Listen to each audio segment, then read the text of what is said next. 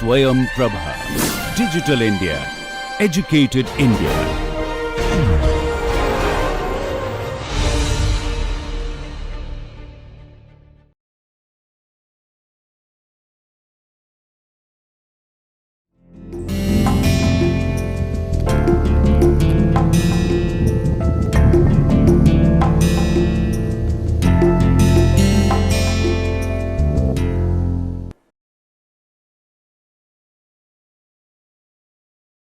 Namaste. We carry forward our discussion on public sector and conservation, and in this lecture, we shall have a look at the design of the tax system. Now, we know that governments spend money on conservation or things like environmental protection, and in certain cases, the total amount of spending is pretty substantial. So, countries in the European Union spend like 1.2 to 1.4, in some cases lesser, in some cases more of their GDP, percentage of their GDP, into environmental conservation. Now, if the GDP is large, the total offset for conservation also becomes large. Similarly, when we look at the sustainable development goals, then the world spends to achieve those sustainable development goals. In our country, this news article says Environment Ministry gets rupees 3100 crores in 2020-21, of which 460 crores were allotted to control pollution. Now, the thing is, 3,100 crores is not a small amount. The question is, where is the government going to get this money from? Similarly, this article says in the Karnataka budget, we have a survey of the Shola forest to conserve diversity. And we have observed in one of the earlier lectures that the Shola forests are a very unique ecosystem in which we have grasses and we also have the trees, and they are in a dynamic equilibrium. Now, because these are very unique ecosystems, they have certain specific requirements, and the governments are paying heed to those requirements. But then, where is the money going to come from? Or this one, as government plans to use 75% of MGNREGS work to conserve water. So what the government is doing is that it is using this scheme of MGNREGS for water conservation, which means that a particular portion of the budget is being used for conservation purposes, in this case for the conservation of water. Government sanctions 305 projects for Clean Ganga mission. Here again, we are spending money on the cleaning of the Ganges river. Clean Ganga mission gets a boost.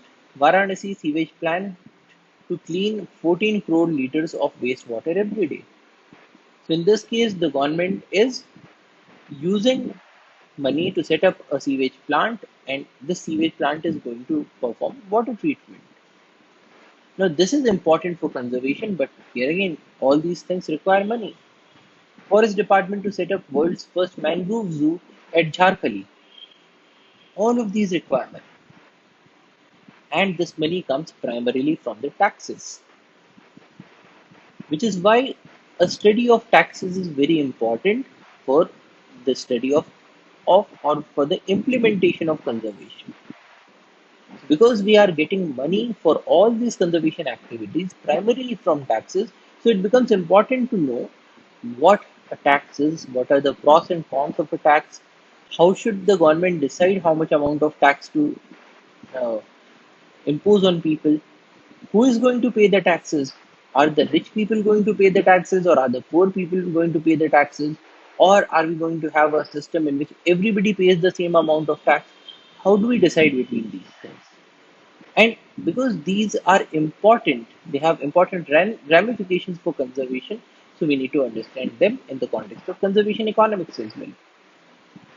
And the most important point about taxes is that taxes have deadweight losses. So, to review what we saw earlier, was that when the government imposes a tax only on the sellers, so in that case, the government can say that whenever there is a sale of a good, then the seller will have to pay such and such amount on every sale. to the government as taxes.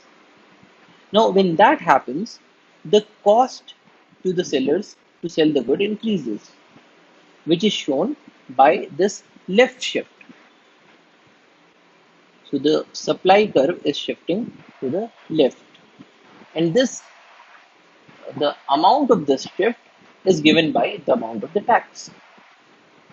So more the tax, more is the shift.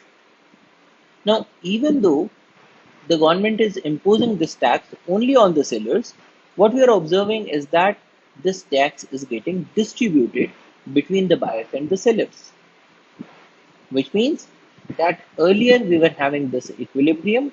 So this was the natural demand and supply equilibrium, which was giving us the price without the tax, and it was giving us the equilibrium quantity that was demanded or supplied by the market. Now, when the supply curve shifts to the left because of the tax, this is the new equilibrium. So, this is the price that buyers have to pay to get the good. And because of this left shift, we also observe that there is a reduction in the quantity that is demanded or supplied. So, essentially, what is happening in this case is that the market has shrunk. The market has reduced in size because now there are lesser goods that are demanded and supplied in the market. That is going to have an impact on the society. So even though the government is taking this money from the sellers, and one of the reasons to have this money is also conservation. So the government is taking this money from the people, in this case only the sellers, for the conservation purposes, but this is leading to a shrinkage in the market. And the price that the sellers get can be figured out by drawing a vertical from the equilibrium with the tax. It cuts the supply curve here. So this is the cost of making the goods and supplying the goods by the sellers. So this is the price that the sellers get. And even though the tax was imposed only on the seller, but this tax gets divided. So this is the seller's share, which is the price without the tax that they were getting minus the price that they are getting when the tax has been imposed. So this is the seller's share. And we also have a buyer's share, which is the price that the buyers are paying now minus the price that they were paying without the tax. So in short, what is happening here is that even though a tax has been imposed only on the sellers, we are observing that it gets distributed between the buyers and the sellers, and the market shrinks.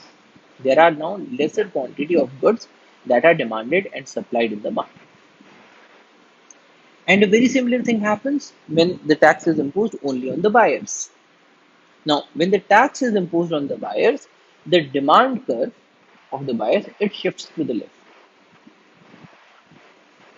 because now the things are becoming more costly because people will now have to pay more because they will not have to pay just the seller, but they will also have to pay the government in the form of the tax. So in this case, the demand curve is shifting to the left, the supply curve remains the same.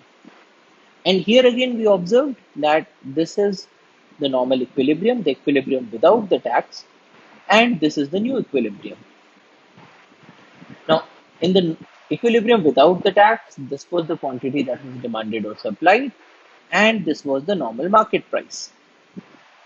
When the equilibrium shifts, then a lesser quantity is demanded or supplied. So what we are observing here is that when the tax is imposed only on the buyers, then also the market shrinks. Lesser quantity of goods are now demanded and supplied in the market. And another thing that happens is that the price that the sellers will get is given by the point where this new demand curve is cutting the supply curve. Now the supply curve in this case does not shift. So this is the price that the sellers get. And to get the price that the buyers must pay, we can draw a vertical and this vertical cuts the demand curve at this point and this is the price that the buyers will have to pay. What is happening here is that when the government is putting a tax only on the buyers, then the buyers will have to pay this amount to the sellers, and the buyers will have to pay a certain portion to the government, so that the total price that they have to pay is much higher. Now, here as well, the tax burden gets distributed because the new price that the buyers have to pay is this, the price they were paying before was this. So, this difference between the enhanced price and the earlier price is the buyer's share. And similarly, earlier the sellers were getting this much amount, now they are getting this amount. So, this difference between the new price that they are getting, which is this one, and the earlier higher price that they were getting before the tax, this is the seller's share. So, in short, what is happening is that even when we have a tax only on the buyers, here as well the tax gets distributed between the buyers and the sellers, and the market shrinks. So, we can say that whenever there is a tax, the the size of the tax together with the elasticity of the demand and supply curves will determine how much is the buyer's share and how much is the seller's share. So if the size of the tax is less, then both buyers and sellers will have to shell out lesser amount of money. If the size of the tax increases, they will have to give more amount of money.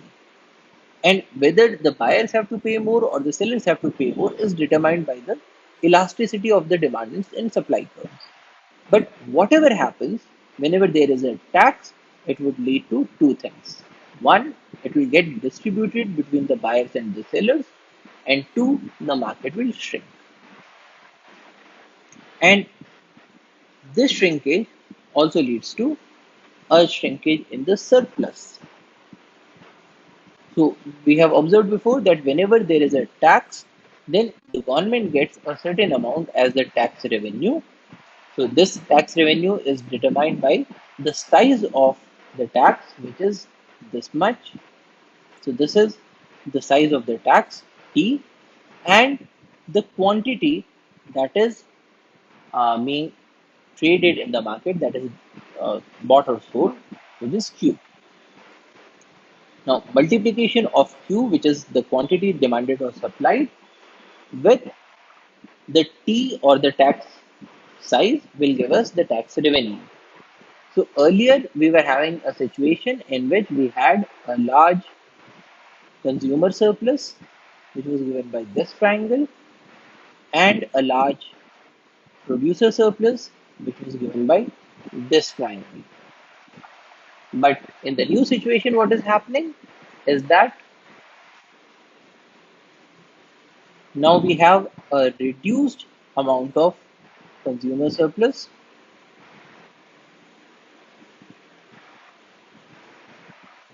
which is now given by this triangle. So earlier we had a larger consumer surplus, now we have a smaller consumer surplus. The producer surplus also reduces. So this is the new producer surplus that we have. So it also reduces. Certain amount gets accrued to the government in the form of government revenue. And we also have a deadweight loss because of this taxation, which is this gray color triangle. So earlier, where we were having a large producer and consumer surplus, now the producer and consumer surplus have reduced. The government is getting certain amount of the surplus in the form of tax revenue, but there is also a deadweight loss. So the government, when it is taking money in the form of taxation, the government will have to make certain decisions.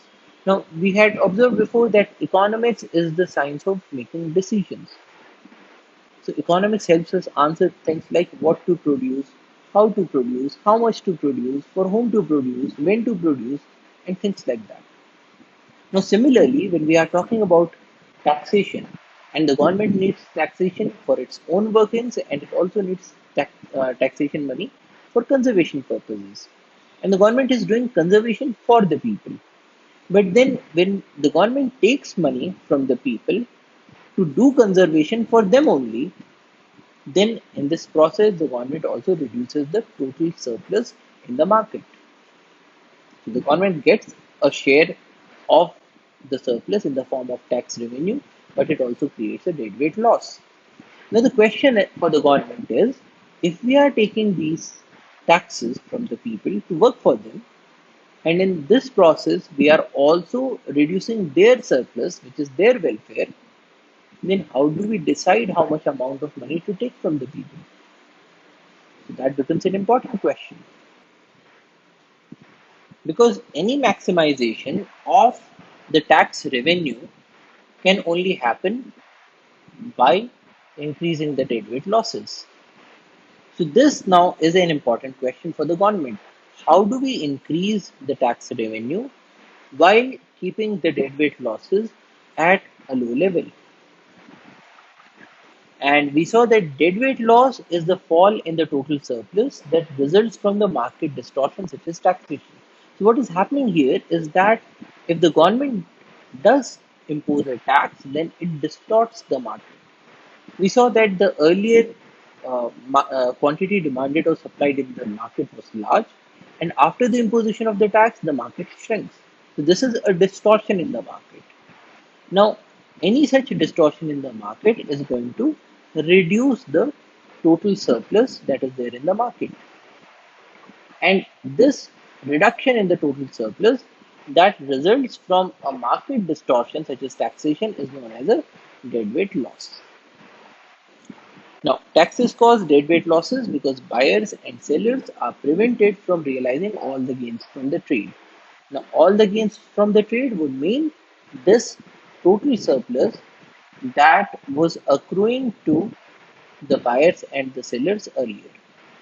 So, this was the total surplus that was being accrued earlier, but because of this deadweight loss, now there is a reduction in the surplus. So taxes cause this deadweight loss because buyers and sellers are prevented from realizing all the gains from trade, and this loss of surplus doesn't even accrue to the government since trades that become uneconomical due to the taxes don't occur at all.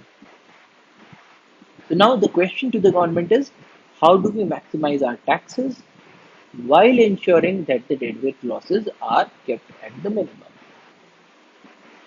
And in this context, we can talk about the Laffer's curve, which tells us that when the size of the tax is small, that is t is small, with small t, q will be large.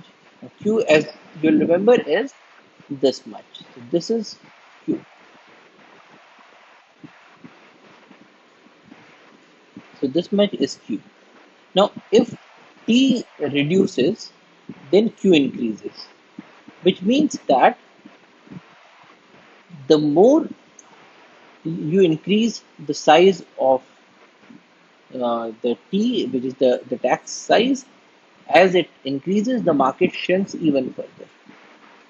So the shrinkage of the market is related to the size of the tax. Now, when we have a very small size of the tax, that is T is very small, in that case Q is large. But then because T is very small, so Q into T in total is small. So what that means is that when T is small, then the total tax revenue, which is given by this pink colored rectangle, it is small.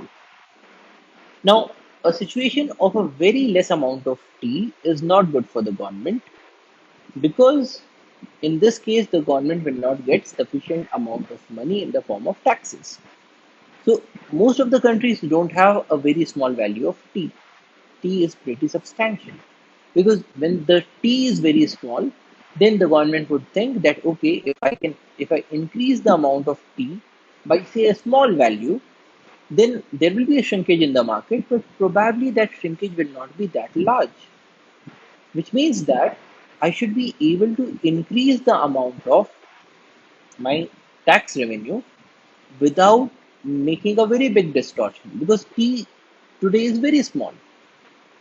And when the government has such a thinking, then the government would try to increase the value of T.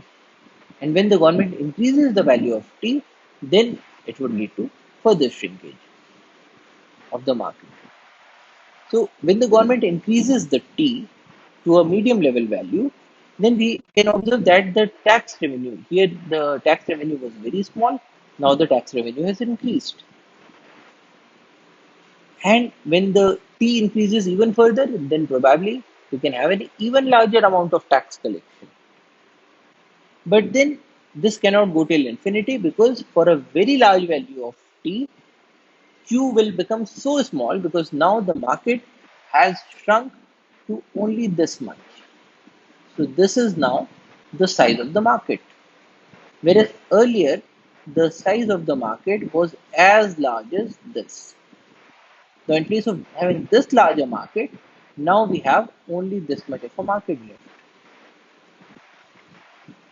And when the market has reduced to such a large extent, it means that Q is now very small. So even with a large size T, we will see that Q into T again becomes very small. So what we are getting from this is that a very small value of T will not provide sufficient money to the government. A very large value of T will also not provide a sufficient amount to the government. So the government should go for a value of T that is in between. And this brings us to the Laffer's curve.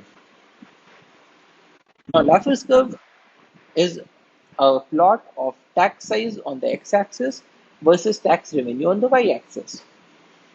So, Laffer's curve tells us that as the size of the tax increases, the revenue collected, it increases, reaches a peak, and then starts to decrease. And for a very large tax size, we will have a very minuscule amount of tax revenue. So when we say that economics is the science of decision making, this Laffer's curve is one indication to the government about how to design the tax system. So a very important consideration that we are getting from Laffer's curve is that the government should have a value of T that is neither very small nor very large if it has to have a sufficient amount of tax kitty. But the government cannot just work on tax maximization. Now, this is because of the deadweight losses. And what we had observed was that in the case of a very small t, the deadweight loss is very small. So this gray colored triangle, this is the deadweight loss. Now, when t is very small, which means this height is very small, then we have a very small triangle. But when t increases, the deadweight loss increases. When t increases further, the deadweight loss increases even further. And it goes on. So in this case, we are not observing any maximization of the deadweight loss or any point of minimization, but it is just that as the tax size increases, the deadweight losses also increase. But this raises an important question for the government, because earlier when the government was looking at the Laffer's curve, then probably this much was the optimum size of the tax. But if we look at this curve, at this optimum, the deadweight losses are already too high. So in this case, with the optimum that is given by the Laffer's curve, the deadweight losses are already too high. So now the government will have to think again. The government will think that, okay, I need this tax revenue to work for the people, but in the process of maximizing the tax revenue, I have already hurted people, because I have already reduced their surplus by a very large amount, as is given by the deadweight losses. So this is another consideration that the government should keep in mind while designing the tax system, that we cannot have a tax system that works only on the maximization of tax revenue. We will also have to look at what is the amount of acceptable deadweight losses. Now, this term acceptable deadweight losses, it would depend on the country, it would depend on the culture in that country, it would also depend on the level of development in that country, and also on special considerations such as wars. Now, in the time of a war, the government may increase the amount of tea probably towards the maximization of the Laffer's curve. So the government will try to maximize the tax revenue to use for war purposes. Because in that case, even when the deadweight losses are large, people probably will not mind. But in a normal circumstance, if the government tries to go for a tax maximization, so people might just revolt against the government. So this is an important consideration to keep in mind while designing the tax system. But then this again is not the only consideration. So we have seen that the taxes reduce the total surplus, introduce deadweight losses, and the quantum of the deadweight losses depends on the elasticity of demand and supply. So essentially, if we have a very elastic demand and supply, then in that case, the deadweight losses will be even greater. And the deadweight losses increase with the tax, but government revenues increase and then decrease, as in the case of the Laffer's curve. So the government has now two variables to work on. One is the size of T, so that it can maximize the tax revenue while keeping deadweight losses to an acceptable value. But then once the government has decided that okay, this should be the size of T, the next question is whom should the government charge it from? And also if there are any other implications. Implications such as the administrative burden on people. So taxes increase the administrative burden for people who are filing their returns. Because in the case of a tax system, what the government does is that the government decides that people have to pay this much amount of tax. This is the tax size. But then, in a number of cases, the government asks the people to do this computation by themselves.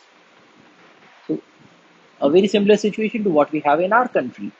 So, at the end of the financial year, what we do is that we make a return of the amount of earnings that we had in the financial year, and we compute the amount of taxes that should be given to the government, and that amount of tax should be given to the government. Now the thing is, for a very large majority of people, filing their returns, doing these computations can become a burdensome activity because it requires time that could in effect have been used for certain other productive purposes. So when the government insists on having a tax, even if the size of T is very small, but then it would entail people to spend their time in filing out their returns, and this time is an unproductive time for a large majority of people. So one consideration is that taxes increase the administrative burden for people. So one alternative when the government is designing the tax system is a return-free filing. Now, what is a return-free filing? In certain countries, what happens is that when you do any transaction, so when your employer is paying you a salary, this salary is given in the form of an electronic payment. And when the employer is making this transaction, a copy of this transaction gets to the government and the tax gets deducted at the source. When you make any payments, say for the education of children or say for meeting a medical need for which there is an exemption in the tax code, whenever any such payment is made, then that payment is also made electronically and the information automatically gets to the government. So at the end of the year, what happens is that the government just sends a piece of paper, probably electronically, which gives a record of what sort of money you received and what sorts of payments you made. And if those payments get into any of the exemptions, they are automatically exempted from the taxes. There is a computation of the taxes done, a deduction of all different kinds of taxes, and then you get the final value. You only have to check this document once to ensure that there is nothing that is say unacceptable. So probably there is no deduction that should have been made but the government failed to make it. But essentially the administrative drudgery gets reduced to quite an extent. because the government has given you all the records that it has about your earnings and about your expenses. The government has done all the calculations, and you just have to pay that amount of tax, probably that too electronically. Now, in that case, we call it a return free filing. So people do not have to file a return at the end of the year. In most cases, people just pay the amount that is shown on their statement, and that amount gets paid, and that's the end of the story. Very similar to what we do in the case of credit card. So at the end of the month, the bank sends a statement about what sorts of spending it has observed on the card and how much amount of interest needs to be paid. If everything is fine, you just pay that amount. What if the banks had asked you to keep a note of all the transactions that you are doing and then pay them an interest on that transaction? It would have become an extremely difficult task for most people. And similar is the case of taxes. So, filing of the taxes creates an administrative burden which increases the inefficiency in the society, because that time, that effort could have been used for certain productive purposes.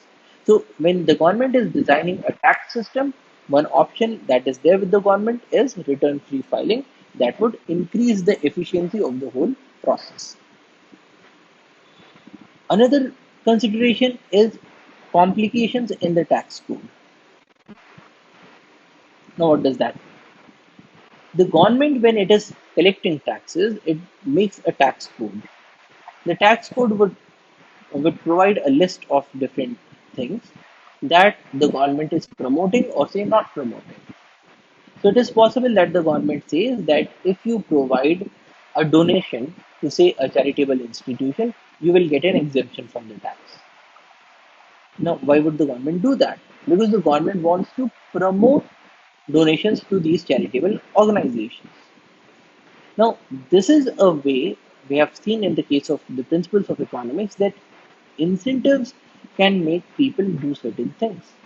And so, a deduction from the taxes can be used and is used by the government as an incentive to promote certain activities.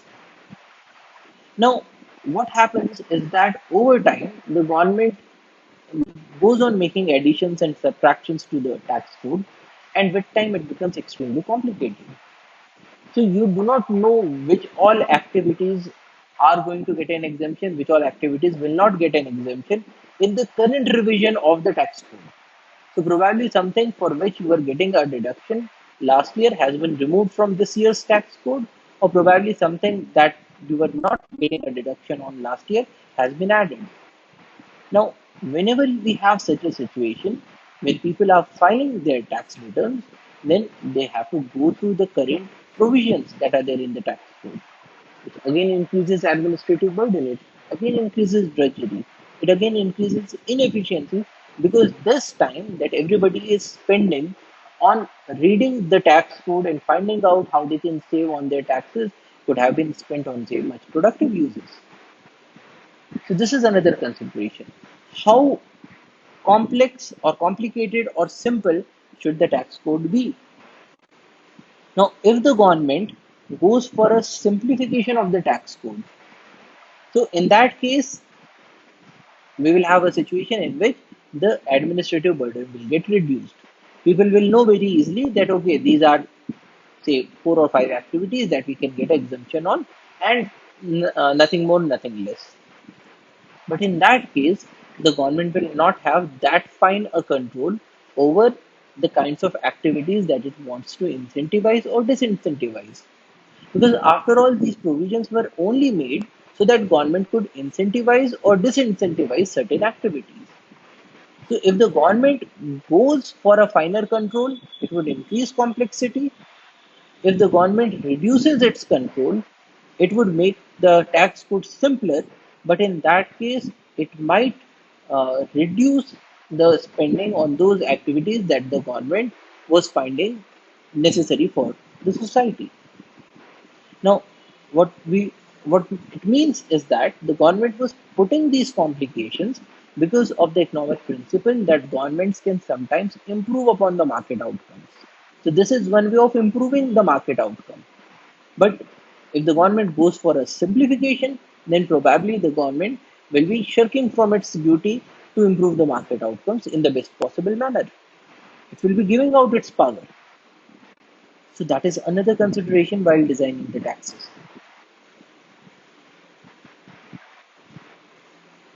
Another is that exceptions in the tax law may permit very low taxes. So, what happens in a number of cases is that there are people who are experts in finding out the exceptions, finding out the loopholes, and in the case of certain people, they may do their spendings or they may do an asset allocation in such a manner that overall they have to pay a very less tax. So while everybody on an average is paying say 20% tax, there could be certain people who are paying only 3 or 4% of their income as taxes because they are making use of all the loopholes that are there. Now, these loopholes were again put into the tax code because the government was trying to promote certain activities. But then, if this promotion of certain activities through this incentive of a tax break is extended to such a level that it becomes a loophole, then that would again become counterproductive. So here again, the government has to look at how much is the amount of control, how much is the amount of exceptions that it wants to put in. Now, exceptions are helpful to a large number of people for two things. One, it reduces the amount of tax burden that they have to pay. And two, by using these exceptions, the government channelizes their money into those activities that can help the society. Now, if these exceptions are removed, then probably these benefits will also get removed. So, this is another consideration. Another consideration is whether to choose for efficiency or for equity. Lump sum taxes are the most efficient, while progressive taxes are the most equitable. Now, what is a lump sum tax? A lump sum tax is a tax that is the same amount for every person, which means that if the government says that from this year onwards, every person will have to pay 1000 rupees as tax. So that is a lump sum tax. It has got nothing to do with whether you are rich or whether you are poor or whether you are a soldier or whether you are a businessman. It has got nothing to do with anything. Whether you are an old person, whether you are a young person, nothing good. It's a lump sum tax. If you are a citizen of this country, then every year you will pay 1000 rupees as tax. Now, a lump sum tax in certain cases is very efficient because everybody knows from the beginning of the year that okay, I will have to pay 1000 rupees as tax. So the rest of the money that they have that can be put into a use that will provide them the largest amount of returns. It simplifies everything. It simplifies the administrative burden and drudgery because everybody knows that they just have to pay 1000 rupees. And the rest of the money will probably be used for such productive purposes as would help the society as well because it would be increasing the surplus in the society. But then if we go for a lump sum tax, then there will be certain people who would say that okay, in this tax code, a poor person is being forced to pay the same amount as is a rich person.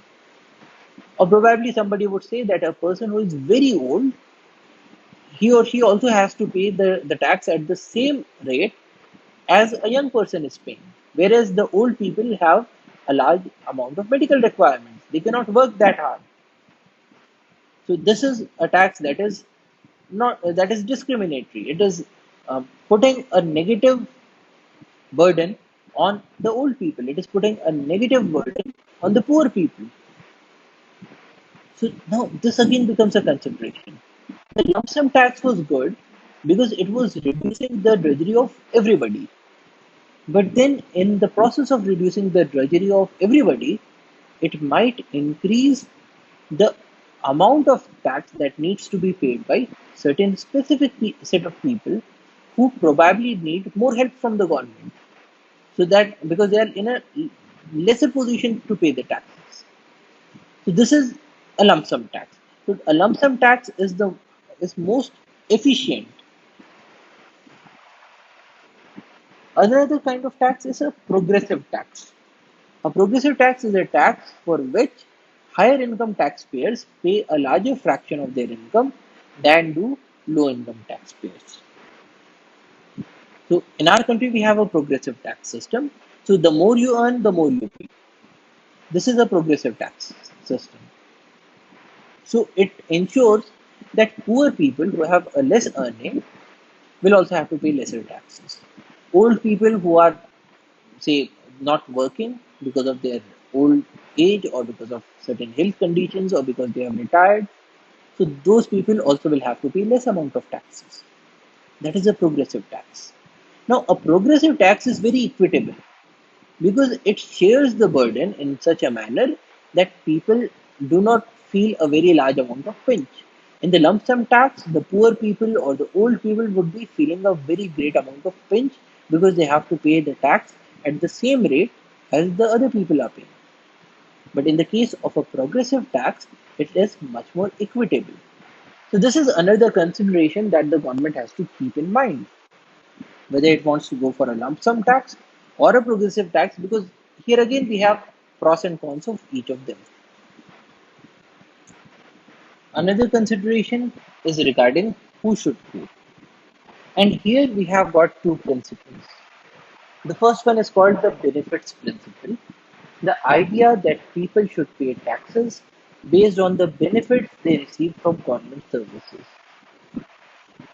So what we are saying in the case of benefits principle is that the benefits principle says that the taxes that you pay is just a form of spending that you do for getting certain services. So the government provides services such as protection. Now, a person who is rich probably has a large amount of assets. So this person would require a greater amount of police protection than, say, a person who does not have a very large amount of assets. Because if there is a theft, then probably a thief would want uh, to perform theft in the house of a rich person. So because of the presence of the police, the rich person is benefited more than the poor person. Now, if the rich person is getting more amount of the services in the form of the police services, protection services, then the rich person should also pay a greater amount of share in the form of taxes. So this is what the benefits principle says. The idea that people should pay taxes based on the benefits that they receive from the government services.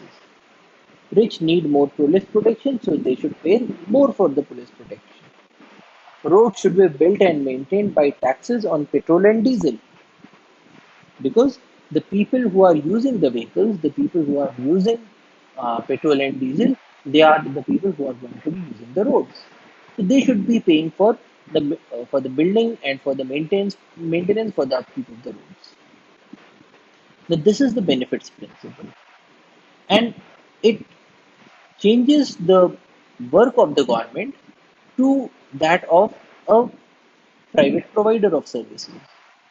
So probably if we shift it to a benefits principle, then there could be, say, a private person who provides protection services.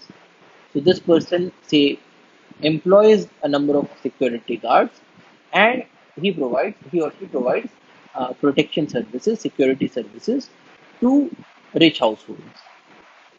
Now, in that case, the benefits principle would say that okay, now these rich people do not need police protection because they have hired a private security service. So in this case, now they should be paying less for the less in the form of taxes. Similarly, when we talk about um, the roads and their building and upkeep being done by taxes on petrol and diesel, then probably there could be, say, a private contractor who builds his own roads. And in that case, he's going to charge the people for these roads. So now people should have the option whether to pay the government or whether to pay the private contractor. Now, this is what the benefits principle would say. But what about those services that everybody is using? Things such as clean air, clean water. That is all the benefits of conservation. if you get a thrill of seeing a tiger, then that thrill is something that you will only get when the tigers are there. Now, probably you can say that no, I want to save my money, and so I am not going to go see a tiger. So why should I pay for conservation of tigers? But then, if everybody starts to think like that, then probably in a short period of time, without any protection, all the tigers get posed upon. And once that happens, it is possible that your next generation or their next generation, that is your children and grandchildren, they want to see a tiger. But then there is no longer any tiger left. So the benefits principle, it may help in certain cases, but in a large number of cases, and especially for questions of conservation, benefits principle might not apply. Because how are you going to charge everybody for, say, clean air? How do you figure out who is using how much of the clean air and how much of dirty air? Or who is using how much benefit of biodiversity and who is using less amount of biodiversity? So these are questions that are extremely complicated to answer. So the benefits principle might be used in certain cases in a tax system, but for a large number of cases it just does not apply. Another principle is the ability to pay principle. It is the idea that taxes should be levied on a person according to how well that person can shoulder the burden. That is, does the person have the ability to pay? And the greater is the ability of a person to pay, the more should be the tax. Which means that there should be an equitable taxation system. An equitable tax system can be described in terms of the vertical equity and the horizontal equity. Vertical equity is the idea that taxpayers with a greater ability to pay taxes should pay the larger amounts, which can take the form of proportional tax, regressive tax, or progressive tax.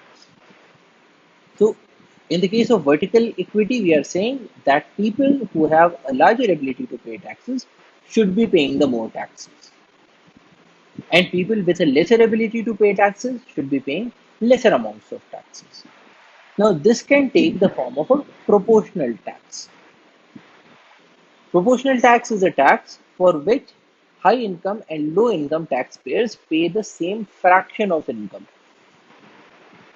Which means that if we have a tax system that is a proportional tax system, then in the tax code we will say that okay, everybody has to pay a 5% tax or say a 10% tax. Now, in the case of a 10% tax, a rich person will also be paying 10% of his or her income in the form of taxes, and a poor person will also be paying only 10% of his or her income in the form of taxes. Now, in this case, the taxation is proportional because everybody has to pay the same proportion of their income in the form of taxes. But then it is an equitable system because the rich person who is earning more will also be paying more because that 10% is now a very large amount.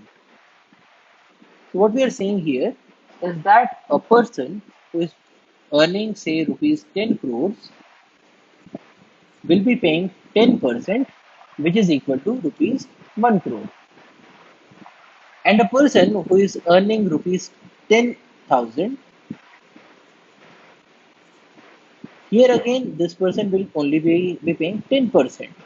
And in this case, the 10% is rupees 1,000.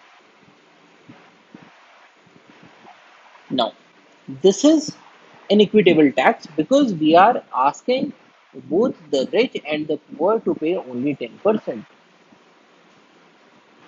But by asking them to pay 10%, we are taking a larger sum from those people with a greater ability to pay, and we are taking a smaller amount from those people who have a lesser ability to pay. So, even though in this case the taxation is proportional to the income, but it is having a vertical equity because we are taking a larger amount from people with a greater ability to pay and a smaller amount from people with a lesser ability to pay. So, this is a proportional tax. Another tax is a regressive tax, a tax for which high income taxpayers pay a smaller fraction of their income than do low income taxpayers. Because when the income is more, there is in total more tax even when the fraction is small. So, in the case of a regressive tax, what we are saying is that the poor people will have to pay 10%, but the rich person will say have to pay only 1%.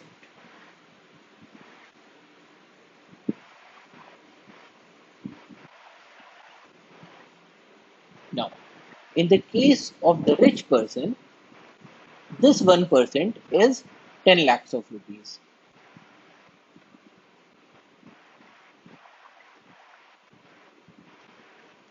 Rupees 10 lakhs.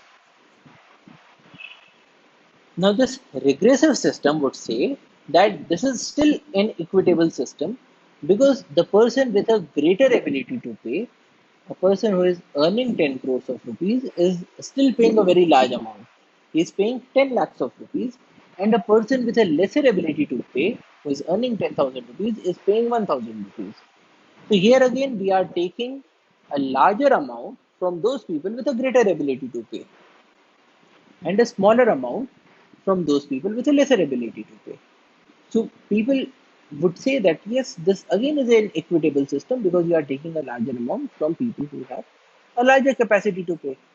But then this is a regressive tax system because the richer a person is, the smaller fraction of his or her income needs to be paid as taxes. So which is why we say that this is regressive. The higher you go in the income ladder, the lesser proportion of your income you have to pay as taxes. But here again, it is an equitable tax. And the third tax is known as progressive tax, a tax for which higher income taxpayers pay a larger fraction of their income than do lower income taxpayers. What we are saying here is that in the case of these people who are earning 10 crores, in the case of a progressive tax, we are saying that the higher one goes in the income ladder, the more is the taxation, which means that the poor person will have to pay 1% and the richer person will have to pay 10%. So 10% of 10 crores is 1 crore and 1% of 10,000 is 100 rupees. Now, in this case, this again is an equitable tax. It has vertical equity because a person with a lesser capacity to pay is paying a lesser amount, and a person with a greater ability to pay is paying a larger amount.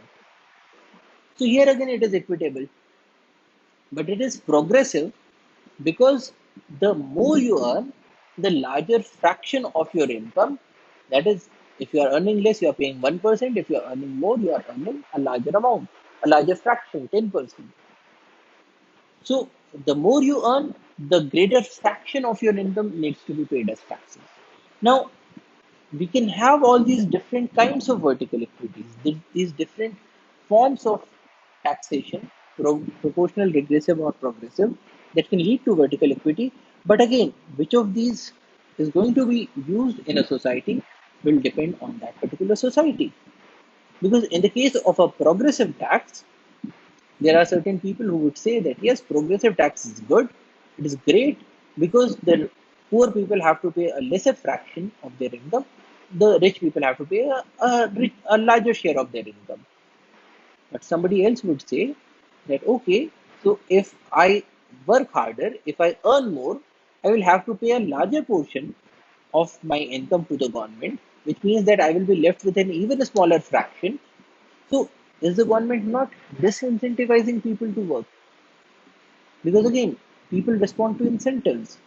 And if you tax the rich people with a greater fraction of their income, are you not disincentivizing them to be rich? So, do you want to convert the country into a bunch of poor people? No. these are questions that are not just economics questions, these are also philosophical questions. So this is vertical equity. Another equity is horizontal equity. The idea that taxpayers with similar abilities to pay taxes should pay the same amount. Now, in the case of vertical equity, we were saying greater ability to pay taxes, and in this case, in the case of horizontal equity, we are saying people with similar abilities to pay taxes should pay the same amount. So, when we talk about vertical, we are talking about differences. So, when we say vertical, we are saying that this person needs to pay a different amount from this person. In the case of horizontal equity, we are saying that if two people are at the same level, then they should be paying the same amount of money as taxes.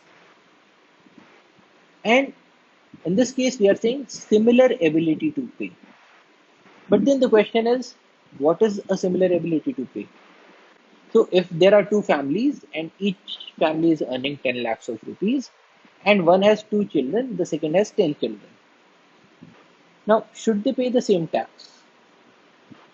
Because in the case of a family with just two children, they probably have to spend less on having just two children. So the expenses on food, the expenses on education, the expenses on clothing will be lesser because there are only two children. On the other hand, the second family that is having 10 children will have to spend more on education, more on food, more on clothing, more on everything. So these are two families that are each earning 10 lakhs of rupees, but do they have the same ability to pay? Or should we say that the family that has two children has a greater ability to pay because their expenses are less, and the family with 10 children has a lesser ability to pay because they have more children and so more expenses? But if we make that distinction and if we say that the family with 10 children will have to pay lesser taxes, are we not incentivizing families to have more number of children when we are already suffering from overpopulation? So that is the question. Should they pay the same tax? And if we allow tax breaks to the second family, are we promoting large family norms? So this is another consideration that the government needs to keep in mind. Another consideration is, should we aim at average taxes or marginal taxes? Now, average tax is total taxes paid divided by the total income, which means that if you are earning 100 rupees and you are paying 10 rupees, then your average tax is 10%. Marginal taxes, on the other hand, is the amount by which taxes increase from an additional unit of income, which means that the marginal tax is asking the question that if I'm earning 100 rupees, I'm paying 10 rupees. If I earn the next 100, will I have to pay 10 rupees on the next 100, or do I have to pay 20 rupees for earning the next 100? That is what is the amount of tax that I need to pay for the additional income that I'm making. So if I earn 101 rupees, how much amount of tax do I need to pay on this 1 rupee? Now, if we say that people who are earning less will have to pay less, and the more they are earning, the higher will be the tax bracket. That is, if the marginal taxes are high, then are we saying as a society that people should not work hard? They should not earn more? This again is a consideration. Should the government aim for average taxes or marginal taxes in the tax scheme? Similarly, should we have a tax on income or a tax on consumption? A tax on income discourages people from saving, whereas a tax on consumption promotes people to save. Why? Because if there is a tax on consumption, it would mean that the more you spend, the more you will have to pay the taxes. So, whatever you are earning, you can keep with yourself, but the more you will spend, the more you will have to pay the tax. Which means that the government is saying that everybody should try to save as much as possible. Because the more you save, the lesser you'll have to spend. On the other hand, in the case of an income tax, the more you earn, the more you have to pay the taxes. So a tax on spending will promote people to have the habit of saving. So that will increase the amount of savings that we will have as a nation in total.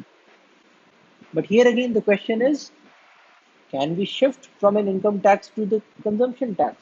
Because it may be complicated.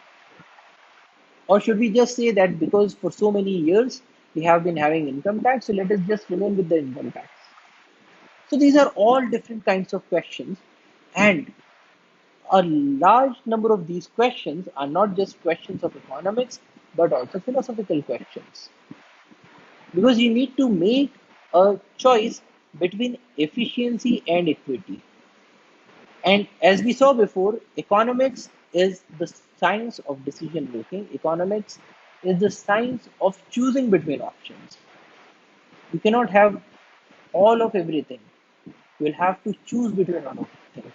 You can choose between efficiency or you can choose to have more of equity. So this is a choice that needs to be made and which makes the design of the tax system at times very complicated. So that's all for today. Thank you for your attention. Jai Hind.